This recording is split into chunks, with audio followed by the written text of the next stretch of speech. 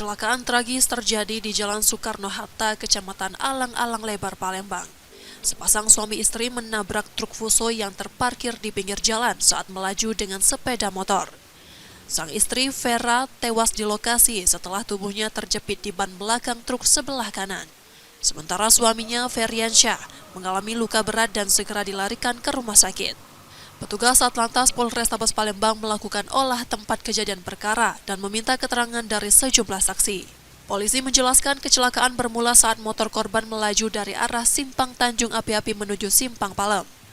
Diduga melaju dengan kecepatan tinggi dan hilang kendali. Sepeda motor itu menghantam truk yang telah terparkir selama 3 hari. Kondisi korban yang di Bonceng meninggal. Untuk pengemudinya masih dalam perawatan mungkin operasi karena di bagian kepala. Lukanya di mana aja? Di bagian muka. Untuk korban yang dibonceng bagian muka dan bagian dada. Berarti kronologis kejadiannya seperti apa nabrak bagian mana? Kemungkinan kurang konsentrasi, kecepatan tinggi. Sepeda motor korban dievakuasi ke Pos Laka Pajo, sementara truk diberi garis polisi.